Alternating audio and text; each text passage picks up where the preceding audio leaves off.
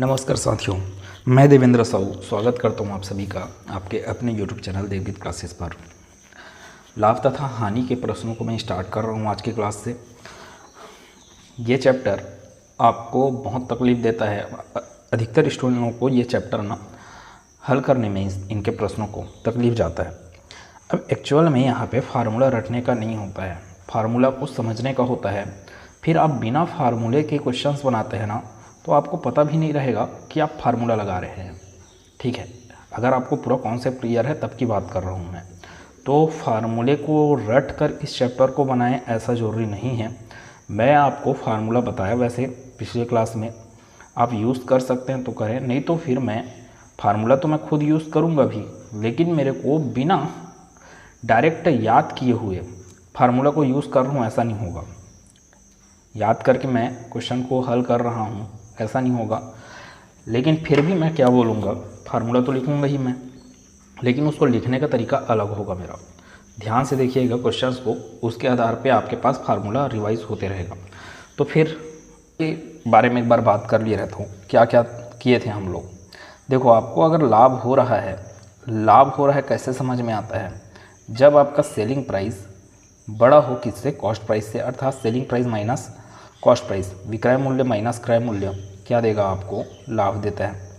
हानि की बात किया जाए, हानि की तो क्या होता है, कॉस्ट प्राइस माइनस एसपी। हानि तभी होगा जब आपको क्रय मूल्य अधिक हो किससे, विक्रय मूल्य से, अर्थात क्रय मूल्य से माइनस करना पड़ेगा विक्रय मूल्य, तो आपको पता चल जाएगा हानि। इसके अलावा दो फार्मूला और बताया मोस्ट इम्पॉर्टेंट के रूप में, लाभ का परसेंटेज निकालना और हानि का परसेंटेज निकालना। मैंने बोला जब आप डायरेक्ट लाभ परसेंट निकाल रहे हैं, देखो फार्मूला याद कर लें यहीं से कि लाभ परसेंटेज बराबर क्या होगा, बटे के ऊपर में क्या रखना है आपको, लाभ, बटे के नीचे में आपका क्या रहेगा, क्रय मूल्य। वैसी हानि में, हानि परसेंटेज में हानि के ऊपर में क्या रहेगा, हानि, मतलब बटे के ऊपर में क्या रहेगा, हानि, और नीचे में क्या रहेगा, क्रय मूल्य।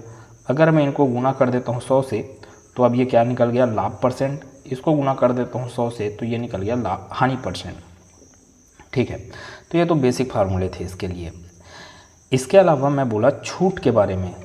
तो छूट आपको हमेशा किस पर मिलता है, मार्क्ड प्राइस अर्थात अंकित मूल्य माइनस क्या करेंगे आप, मतलब कि कितने में आप खरीद रहे हो। ठीक है, तो अंकित मूल्य माइनस क्रय मूल्य, ये क्या होता है, छूट होता है। अगर मैं बात करूंगा छूट परसेंटेज का, ध्यान से देखें, छूट परसेंटेज, जैसे लाभ परसेंट और हानि परसेंट आपको क्रय मूल्य पे प्राप्त हुआ, वैसे छूट परसेंट आपको किस पर प्राप्त होता है, मार्क्ड प्राइस पर। तो बटे के नीचे में क्या रहेगा, मार्क्ड प्राइस अर्थात अंकित मूल्य। ऊपर में क्या रहेगा, छूट परसेंटेज, जैसे कि लाभ परसेंट निकाला तो ऊपर में लाभ जितना रुपए में होगा, हानि परसेंट निकाला तो ऊपर में हानि, छूट परसेंट निकाला तो ऊपर में क्या रहेगा आपके पास, छूट रहेगा। फिर परसेंट निकाल रहे हैं इसलिए गुना करके 100%। ये तो इतना बेसिक बात था। मैं इम्पॉर्टेंट फार्मूला दे रहा हूँ अभी, उस चीज़ को ध्यान देंगे। आपके बुक में जो फार्मूला लिखा रहता है उस फार्मूले को लिख रहा हूँ, फिर उसका ऑपरेशन करता हूँ मैं थोड़ा सा। ठीक है, कि विक्रय मूल्य आपको निकालना है और यदि आपको क्रय मूल्य दे दिया गया हो, तो विक्रय मूल्य क्या होता है, विक्रय मूल्य निकालना है और आपको क्रय मूल्य दे दिया है। फिर ये भी बताया गया है कि कितना परसेंट का हानि हो रहा है या लाभ हो रहा है। तो विक्रय मूल्य बराबर क्रय मूल्य गुना 100 प्लस माइनस, देखो प्लस माइनस लिखा मैं, प्लस कब यूज़ होगा, जब आपको लाभ हो रहा है, और माइनस कब यूज़ होगा, जब आपको हानि हो रहा है। ठीक, बटे में 100। ठीक है, ये आपका विक्रय मूल्य का फार्मूला है। अब इस फार्मूले को मैं ऑपरेट करने वाला हूँ अभी। ठीक है, विक्रय मूल्य बराबर क्रय मूल्य गुना 100 प्लस माइनस लाभ या हानि। 100 प्लस, अगर आपको लाभ हुआ है तो प्लस यूज़ करना है, हानि हुआ है तो माइनस यूज़ करना है। ठीक, इतनी बात। ये बेसिक फार्मूला है एक्चुअल में। अब इसको मैं एक उदाहरण के माध्यम से समझाता हूँ। मैं इस फार्मूले को सोचूंगा ही नहीं, लेकिन लिखूंगा एक्चुअल में इस फार्मूले को। ठीक है, मैं सोचूंगा नहीं लेकिन लिखूंगा इसको। जैसे कि आपको 50 रुपये में आपने कोई वस्तु को खरीदा, 50 रुपये में आपने कोई वस्तु को खरीदा और इस पर आपने 30% का लाभ कमाया। 30% का लाभ कमाया, तो बताएं कि विक्रय मूल्य क्या है। मैंने अभी बोला विक्रय मूल्य निकालना है, आपको क्या पता चल गया है, लाभ का प्रतिशत और क्रय मूल्य पता है, तो भाई ये फार्मूला लगेगा। विक्रय मूल्य निकालना है, क्रय मूल्य आपको दिया है 50 रुपये, लाभ आपको दिया है 30%, तो फार्मूला आप लगाएंगे, इस फार्मूले को लगाएंगे। लेकिन मैं डायरेक्ट क्या निकाल रहा हूँ, विक्रय मूल्य। तो ध्यान से सुनेंगे, अगर मेरे को विक्रय मूल्य निकालना है तो विक्रय मूल्य बराबर होगा किसके, इस 50 रुपये का। इस 50 रुपये का देखो, आपको अगर लाभ हो रहा है ना, तो कितना % का लाभ हो रहा है, 30% का लाभ हो रहा है, तो 100 से 30 एक्स्ट्रा चले जाए। 100 से 30 एक्स्ट्रा मतलब कि 130, 130 बटे 100, ये है इसका तरीका। SP निकालना है तो क्रय मूल्य गुना जितने का लाभ हुआ है उसके आगे 30 बटे में 100, इसको हल करेंगे, आंसर पाएंगे। अब यहाँ पर मैं एक्चुअल में जो यूज़ किया हूँ ये फार्मूला ही है। SP क्या है, विक्रय मूल्य, 50 क्या है, क्रय मूल्य, गुना 130 कैसे आया, 100 में आपको लाभ हुआ इसलिए प्लस करके क्या होगा 30, तो 100 + 30 130 बटे 100। ठीक है, तो ये है आपके पास SP का वैल्यू निकल लिया। ठीक है, अब स्कूल में इसको कैंसिल आउट कर सकते हैं आप। ठीक है, तो 13 पंचे 65 रुपये में बेचा जाएगा वस्तु को, 13 पंचे 65 रुपये में बेचा जाएगा। आप स्कूल में जब इसको बनाते हैं तो कैसे करते हैं, आप अलग से क्या लिखते हैं, सेलिंग प्राइस लिख कर बैठे रहते हैं। ये सेलिंग प्राइस आपको कॉस्ट प्राइस ना, अलग से क्या है, कॉस्ट प्राइस। आपको सेलिंग प्राइस निकालना है, तो अब आप क्या करते हैं, इस कॉस्ट प्राइस का कितना लाभ हुआ है आपको 30%, तो आप अलग से 30% निकालते हैं। ये स्कूल वाला मेथड बता रहा हूँ। फिर यहाँ से कॉस्ट प्राइस का मान कितना था 50 गुना 30 बटे 100, यहाँ से 2 शून्य कैंसिल आउट हो गए, मतलब कि ये कितना आया 15। ठीक है, आपको कॉस्ट प्राइस कितना पता था पहले से, 50 रुपये। अब सेलिंग प्राइस करना है आपको, मतलब कि विक्रय मूल्य। तो विक्रय मूल्य क्या होगा भाई, आपने 50 रुपये में ख़रीदा था, आपको लाभ प्राप्त हो गया 15 रुपये, मतलब कि 15 रुपये का लाभ को क्या करना चाहिए, उस 50 में जोड़ना चाहिए, तभी तो आपको विक्रय मूल्य मिलेगा। तो आखिर 65 ही तो मिला। तो ज़बरदस्ती का मैं 2 स्टेप काहे बढ़ूँ, सिंपल सी बात। अगर आपको विक्रय मूल्य निकालना है तो बराबर करें क्रय मूल्य गुना 100 के आगे जाना है कि पीछे जाना है, ये उस क्वेश्चन पर निर्भर करेगा कि वो लाभ वाला क्वेश्चन है कि हानि वाला क्वेश्चन है। लाभ वाला क्वेश्चन होगा तो आगे बढ़ना है, और हानि वाला क्वेश्चन होगा तो आपको पीछे होना है, मतलब 100 से आगे बढ़ना है या 100 से पीछे होना है। ठीक है, क्वेश्चन से स्टार्ट कर रहा हूँ मैं। क्वेश्चन ध्यान से देखेंगे, बहुत सारे क्वेश्चन मैं प्रैक्टिस करवाने वाला हूँ, तब आपका ये पूरा क्लियर होगा ये चैप्टर। देखेंगे पहला प्रश्न, आपको प्रश्न के अनुसार समीकरण बनाना है। अच्छे से ध्यान से आपको प्रश्न पढ़ना है और प्रश्न समझ में आना पहले बहुत ज़रूरी है। 16% लाभ के साथ एक वस्तु का विक्रय मूल्य 435 रुपये था। यदि उस वस्तु को 330 रुपये में बेचा जाता तो हानि % क्या होता। क्या क्या समझ में आ रहा है इसमें, लाभ कितना दिया है आपको इस प्रश्न में, लाभ दिया 16% और आपको विक्रय मूल्य दिया है 435 रुपये, ये इतना बात। अब ये एक अलग लाइन है, उसके बाद ये अलग लाइन है।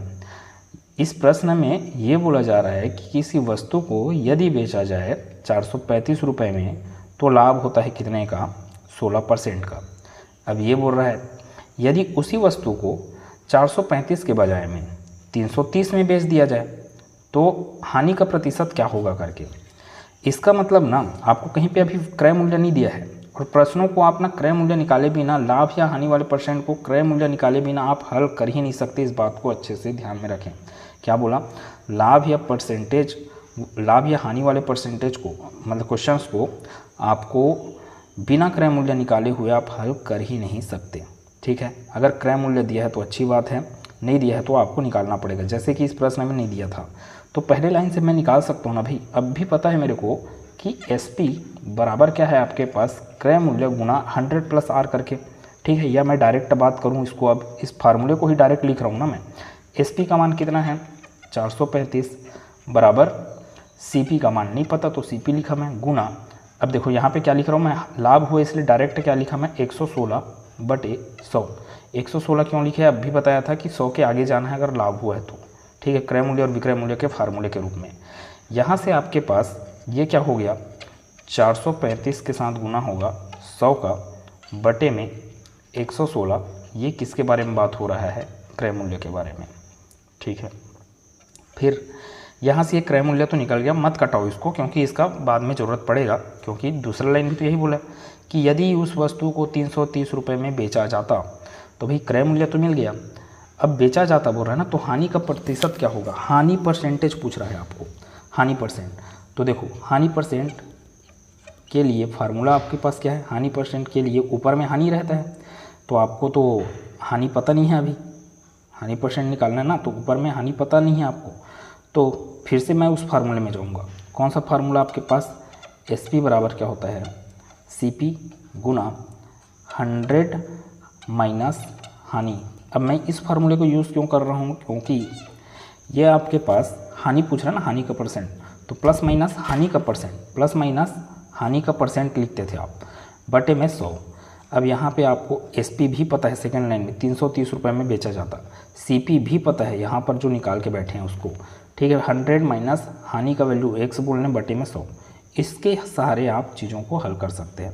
ठीक है, या डायरेक्ट मैं फिर से एक बात करूँ तो फिर वही फार्मूला ना, ये एक लाइन वाला फार्मूला देखें एक बार, इसको पहले मैं हल करके बैठ जाता हूँ, फिर से इसी फार्मूले को लगा देता हूँ डायरेक्ट। SP बराबर क्या होता है?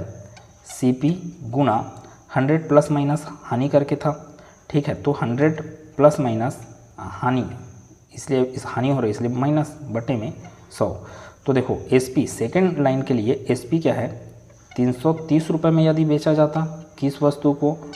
435 गुना 100 बटे 116 रुपये में जिसको खरीदे हो उसको, गुना, अब आपको नहीं पता ना, 100 माइनस R लिख देता हूँ मैं, हानि कितना है? R, इस R का ही तो वैल्यू निकालना है, बटे में 100। 100 से 100 नहीं कटा देंगे, बेसिक मैथ्स है ये कि ये वाला 100 कटेगा किससे? इधर के 100 से। 435 बटे 116, उसको उस पर ले जाओ डायरेक्ट, क्योंकि आपको R का वैल्यू चाहिए। तो यहाँ से 330 गुना 116, ठीक है, बटे में क्या आ जाएगा? 435 बस, बराबर में क्या है आपके पास? 100 माइनस R को इस पर लाना पड़ेगा फिर बाद में। अभी कितना है ये? 5 से कटा दिया जाए, 5 अट्ठे 40, 5 सत्ते 35, फिर इसको कटाया जाए 5 से अगर, तो 5 छके 30 और ये 5 छके 30, 3 से कटेगा ना, बिल्कुल 8 7 15, मतलब कि 3 से कटेगा, ये भी 3 से कटेगा, तो ये 22 हुआ, और ये हो गया आपका 3 दूनी 6, फिर 2 बचा, 3 नियम 27, तो 22 बचा, यहाँ पे 29 बचा। 29 का पहाड़ा है क्या ये? तो बिल्कुल है, 29 चौंक करके। तो 29 का देखो मेरे को कैसे पता चला? 30 चौंक कितना होता है? 120, तो 29 चौंक कितना होगा? 116, 4 कम, तो ये हो गया 4, तो 22 और 4 सिर्फ बचा, 22 चौंक 88, तो आपके पास क्या आया? 22 चौंक 88 बराबर 100 माइनस R, यहाँ से माइनस R को इस पर ले आए, तो माइनस R को इस पर ले आया, पक्षांतर किया, तो ये हो गया आपका 100 माइनस 88। तो वैल्यू है आपके पास R = 12%, अर्थात जिस वस्तु को 16% लाभ के साथ बेचा जा रहा था 435 रुपये में, ठीक है, यदि उस वस्तु को 330 रुपये में बेच दिया जाए तो हानि का परसेंट कितना होगा? आपके पास 12% होगा। आपको प्रश्न बहुत अच्छे समझ में आना बहुत ज़रूरी है ये चैप्टर को, नहीं तो फिर चैप्टर ना कठिन हो जाता है। और सिंपल से यही फार्मूला हर एक जगहों में आपको विक्रय मूल्य, क्रय मूल्य, लाभ परसेंट या हानि परसेंट दिया है, तो आपका हमेशा फार्मूला यही लगने वाला है। ठीक है, अगला प्रश्न देखें, दूसरा प्रश्न देखेंगे। अब दूसरा प्रश्न क्या लिखा? किसी वस्तु को 440 रुपये में बेचने पर उसी वस्तु को 1000 में बेचने पर प्राप्त लाभ का 60% की हानि होती है, उस वस्तु का क्रय मूल्य ज्ञात कीजिए बोल रहा है। प्रश्न समझ में आना बहुत ज़रूरी है।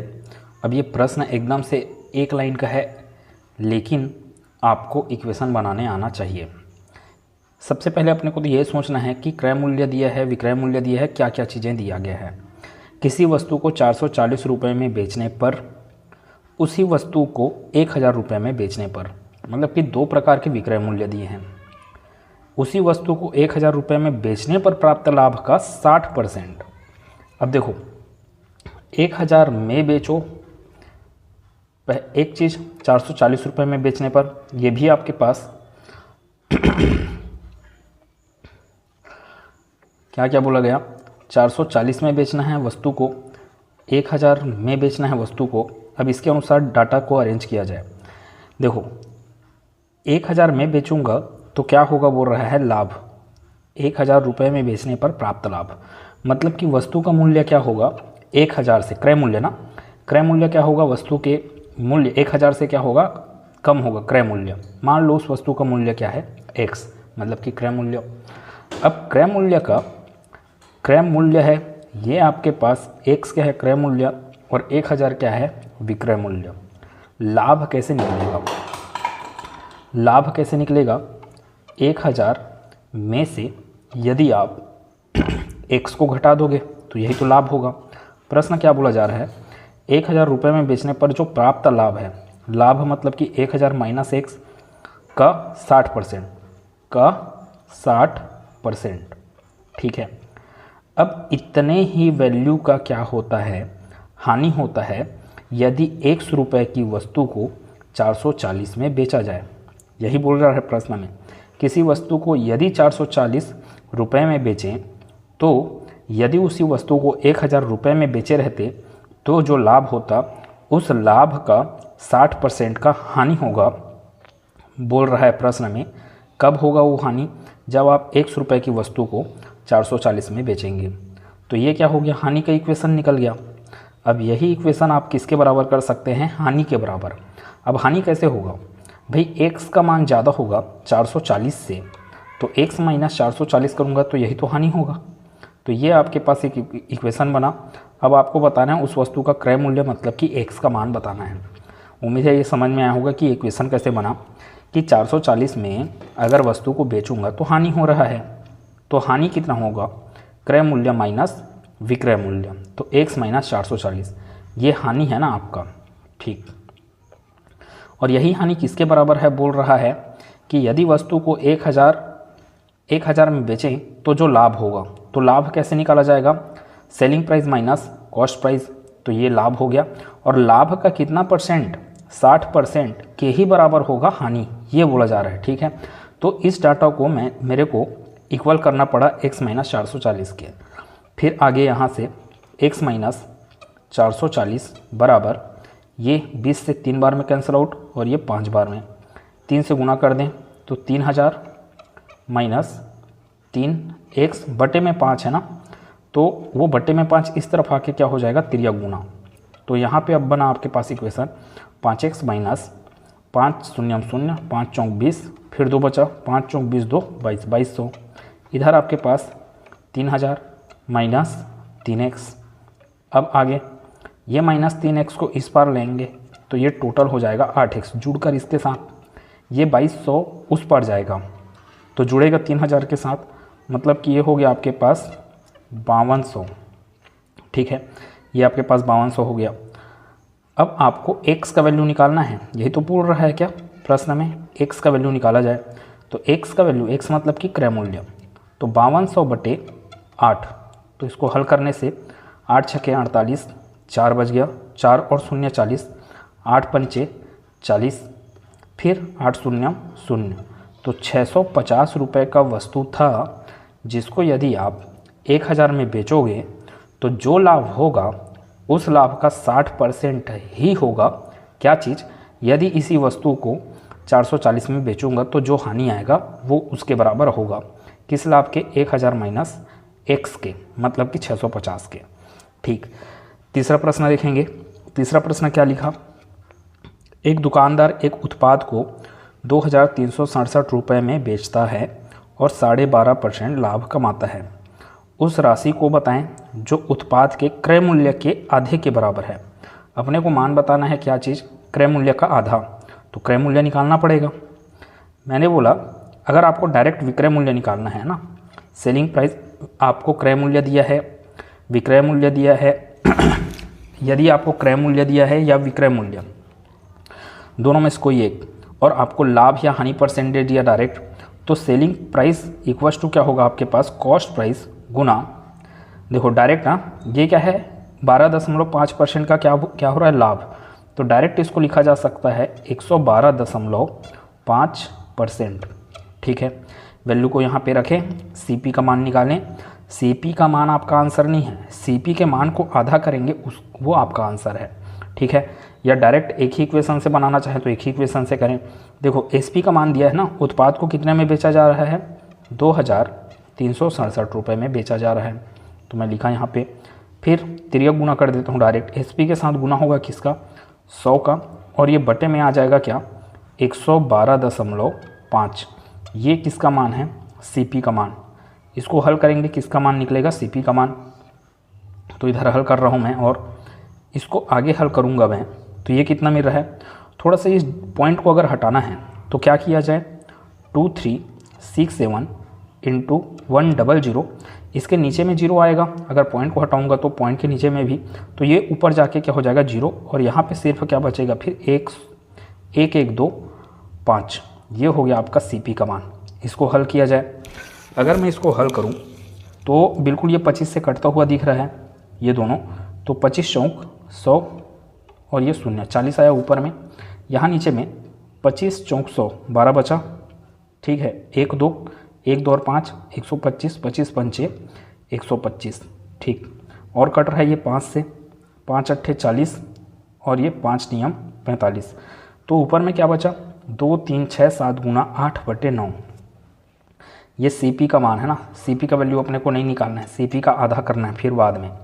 तो पहले तो इसको 9 से कैंसिल आउट कर लें, 9 से 2368 को बिल्कुल कैंसिल आउट होगा, क्योंकि ऑप्शन आपका पॉइंट वगैरह में नहीं दिया है।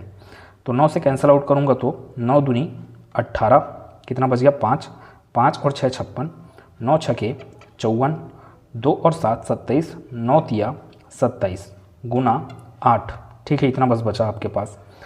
CP का वैल्यू निकल लिया यहाँ से कितना, 8 तिया 24, 8 छके 48, 48 2 50, 8 दूनी 16, 16 5 कितना हो गया 21, ठीक है। तो 2104 ये CP का मान है ना, इसलिए आपका आंसर अगर निकालना है तो CP का आधा बोला ना, क्रय मूल्य का आधा, तो इसको किससे भाग लगाया जाना चाहिए, 2 से भाग लगाया जाना चाहिए। तो कितना आएगा आंसर अब, 2 पंचे 2 एकम 2, 2 शून्यम 0, फिर ये 10 बनेगा, 2 पंचे 10 और ये 2 दूनी 4। तो 1052 प्रश्न का उत्तर है ऑप्शन नंबर A। इस प्रश्न का उत्तर आया था 650, ठीक है। तो ये आपके पास आंसर है। मैं अगले क्लास में और अच्छे प्रश्न लेके आगे बढ़ूंगा, और जो भी कॉन्सेप्ट आते जाएंगे उसको मैं बताते जाऊंगा। मिलेंगे अगले क्लास में, धन्यवाद।